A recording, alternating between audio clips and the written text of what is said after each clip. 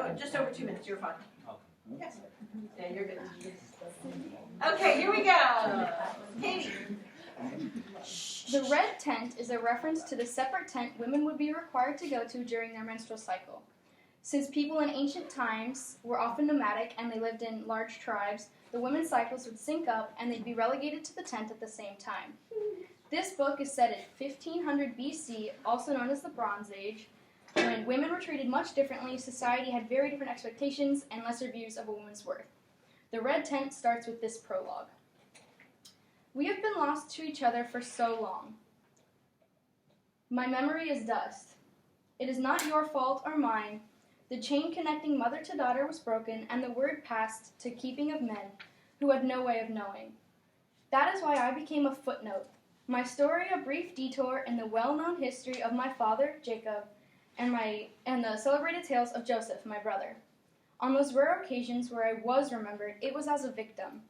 Near the beginning of your holy book, there is a passage that seems to say I was raped and continues with the bloody tale of how my honor was avenged. It's a wonder why any mother ever called a daughter Dina again. Maybe you guessed there was more to me than the voice's cipher in the text. Maybe you heard it in the music of my name. The first vowel high and clear, as when a mother calls to her child at dusk. The second sound soft, for whispering secrets on pillows. Dina. But there was far more to tell. If you want to understand any woman, you must first ask about her mother and then listen carefully. Stories about food show a strong connection. Wistful silences demonstrate unfinished business. The more a daughter knows the details of her mother's life, without flinching or whining, the stronger the daughter. Of course, this is more complicated for me because I had 4 mothers, each of them scolding, teaching, and cherishing something different about me, giving me different gifts and cursing me with different fears. Leah gave me birth and her splendid arrogance. Rachel gave me the skills to be a midwife and taught me how to fix my hair. Zilpah made me think, and Bilhah listened. No 2 of my mothers seasoned her stew the same way. No 2 of them spoke to my father in the same tone of voice, nor he to them. And you should know that my mothers were sisters as well.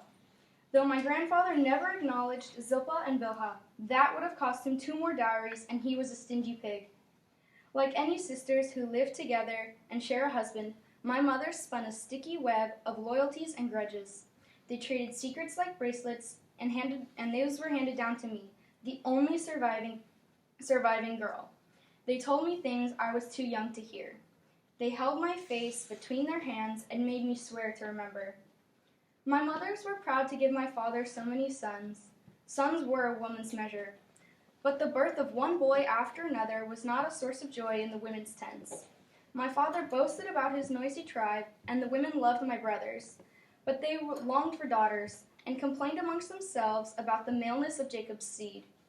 Daughters eased their mother's burdens, helping with the spinning, the grinding of grain, the endless task of looking after baby boys who were forever peeing into the corners of tents, no matter what you told them.